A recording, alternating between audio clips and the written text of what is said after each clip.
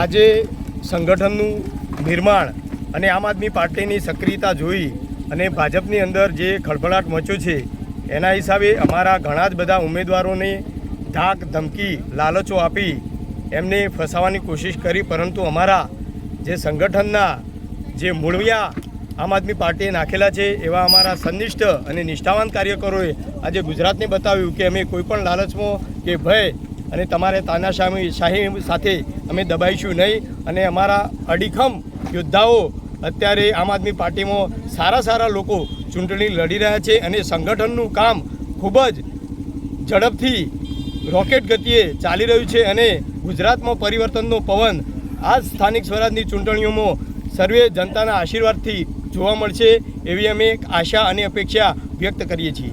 ગુજરાતમાં કેવો પ્રતિસાદ મળી રહ્યો છે? પૂરા ગુજરાતની અંદર આમ આદમી પાર્ટી જે મહેસાણા જિલ્લો લેબોરેટરી કહી શકાય, પરંતુ આમ આદમી પાર્ટીએ એવા ઉમેદવારોને યુવાનોને મોકો આપ્યો છે કે આમ જનતાને પણ પોતાનો મત સારા વ્યક્તિને આપશે એવી એક ખુશીની લાગણી વ્યક્ત કરી અને એક પરિવર્તન જરૂર આવશે, એક આશાનું કિરણ આમ આદમી પાર્ટી જ્યારે લઈને આવી છે ત્યારે અડીખમ યોદ્ધાઓ અમારા આમ આદમી પાર્ટીને જીતાડવા માટે સંપૂર્ણ જનતા અમારી સાથે છે.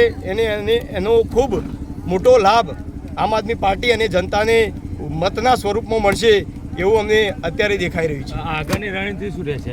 આગળની રણનીતિ અમે જનતાને એટલી જ વિનંતી કરીએ છીએ કે સારા લોકો રાજકારણની અંદર આવશે તો આપણા બાળકોનું ભવિષ્ય, આરોગ્ય, આપણી સુખાકારી માટે સારા કામ કરશે. અને જે ગુંડા તત્વો જ્યારે અત્યારે ભાજપની અંદર રહ્યા છે એ એમની તાનાશાહી, જો હુકમી, દાદાગીરી અને બંદૂકની અણી પર જે કામ કરાવતા લોકો છે એના માટે જાકારા માટે એક તૈયારીઓ થઈ ચૂકી છે. પ્રજા જાગૃત બની ચૂકી છે. તો આ વખતે અમારા સંઘર્ષશીલ જે જનતા અમારી સાથે છે અને આમ આદમી પાર્ટી ખૂબ સક્રિયતાથી આગળ વધશે એવી અમને ખૂબ આશા અને અપેક્ષા છે. ભારત માતા કી જય. મિત્રો, મારું નામ તેજસ પટેલ છે. હું ઊંઝા વિધાનસભા પ્રભારી છું આમ આદમી પાર્ટીમાં. મિત્રો, આ ભારતીય જનતા પાર્ટીની અંદર હું એક માજી સૈનિક તરીકે મેં જે કન્ડિશન એક સૈનિકની જોઈ છે એના વિશે હું આ મીડિયા દ્વારા મને વિનંતી કરું છું કે આ ગુજરાતની જનતા સુધી અમારો અવાજ પહોંચાડજો. મિત્રો, આજે ગુજરાતની અંદર એક સૈનિકને પણ આંદોલન કરવું પડે એ હાલત આ ગુજરાત રાજ્યની અંદર થઈ ગઈ છે. મિત્રો, એનો સાક્ષી હું છું. અને કદાચ આ મીડિયાના દ્વારા કોઈ વ્યક્તિને લાગતું હોય કે હું ખોટું બોલું છું તો મિત્રો, મારી પાસે હજુ પણ એ વિડીયો પડેલી છે અને હું વ્યક્તિને બતાવી દઈશ. મિત્રો, થોડાક સમય પહેલાં અમે સચિવાલયની સામે અમારું આંદોલન હતું કે અમારો એક સૈનિક શહીદ થાય તો એ સૈનિક પરિવારની સંપૂર્ણ રિસ્પોન્સિબિલિટી આ ગુજરાત સરકારે લેવી જોઈએ. અમારી ઘણી એવી માંગો હતી કે દેશ માટે પોતાનું સર્વસ્વ બલિદાન કરેલા સૈનિકનું આ ગુજરાત સરકારે વિચાર કરવો જોઈએ. મિત્રો, અમારો અવાજ દબાવવા માટે આ ગુજરાત સરકારના ઈશારે પોલીસે ત્યાં બળ પ્રયોગ કર્યો અને એ બળ પ્રયોગની અંદર એક માજી સૈનિક અમારા શહીદ થઈ ગયા. મિત્રો, એ માજી સૈનિકને મેં મારા હાથે સ્ટ્રેચરમાં લોડ કર્યા છે. તો મિત્રો, એક સૈનિક તરીકે જ્યાં સુધી ગુજરાતની અંદરથી આ તાનાશાહી સરકારને નહીં ઉખાડી ફેંકીએ ત્યાં સુધી હું જંપેથી બેસવાનો નથી. ભારત માતા કી બરાબર ભાઈ.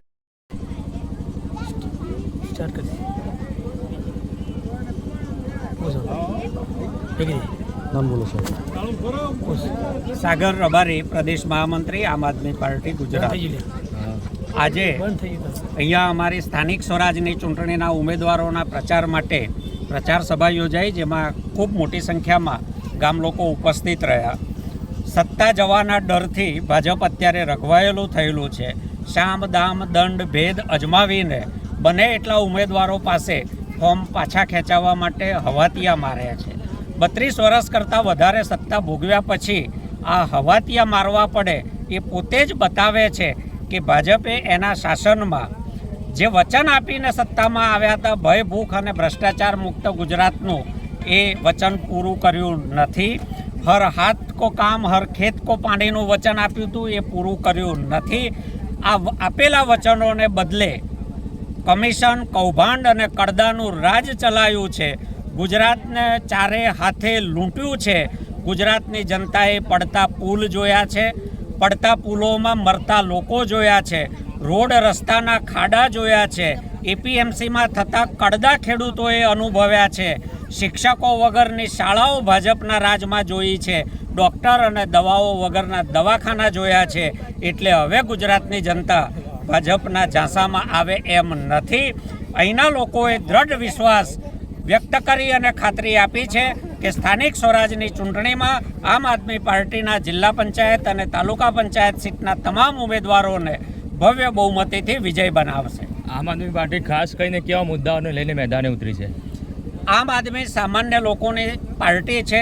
સામાન્ય માણસની જીવન જરૂરિયાતની રોજમર્રાની જે જરૂરિયાત છે, બાળકને સારું શિક્ષણ, સાજા માદા થાય તો સારામાં સારી સરકાર તરફથી આરોગ્ય સેવાઓ મળી રહે, સારા રોડ રસ્તા મળી રહે, ખેતરને સિંચાઈ મળે, બજારમાં ઉપજનો ભાવ મળે, કડદા થાય નહીં, ભ્રષ્ટાચારના ભોગ ના બનવું પડે.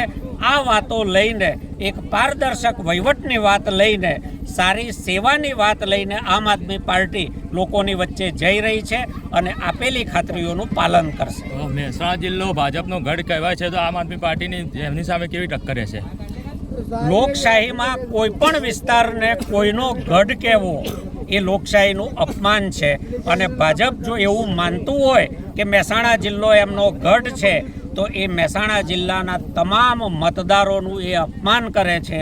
મહેસાણા જિલ્લાના મતદારો ભાજપના ગુલામ નથી. એમણે જ્યારે આપ્યો હશે ત્યારે ભાજપમાં રહેલા સારા લોકોને અને સારી વાતોને જોઈને એના ઉપર વિશ્વાસ કરીને મત આપ્યો હશે. એમને એ કલ્પના નહોતી કે એ સારા લોકોની પાછળ નઠારા લોકો ખુરશી પર બેસશે અને ગુજરાતને સુશાસનના બદલે કુશાસન આપશે. આ કુશાસનને મતદારોએ ઓળખ્યું છે. એટલે ભાજપ જો માનતું હોય કે મતદારો મહેસાણાના એના ગુલામ છે, તો એ ભ્રમ એનો મહેસાણાના મતદારો આ વખતે ભાંગી નાખશે. સ્થાનિક સ્વરાજ્યની ચૂંટણીમાં આમ આદમી પાર્ટી કેટલી સીટોની આશા રાખે છે અને કેવી રણનીતિ અપનાવશે? છેલ્લા માલિક લોકશાહીના મતદારો છે.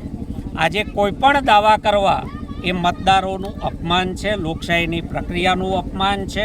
લોકોની વચ્ચે લોકોની વાત લઈને સાચી રીતે જવું, પારદર્શક રીતે જવું અને લોકો જેટલો અમારામાં વિશ્વાસ મૂકશે, એમને આ વાતોમાં જેટલો વિશ્વાસ પડશે એ પ્રમાણે અમને મત આપશે. અત્યારે જે પ્રતિસાદ મળી રહ્યો છે એને આધારે એક અનુમાન આપી શકું કે અનેક તાલુકા પંચાયતો અને જિલ્લા પંચાયતો પૂર્ણ બહુમતીથી આમ આદમી પાર્ટી સત્તામાં બેસવા જઈ રહી છે.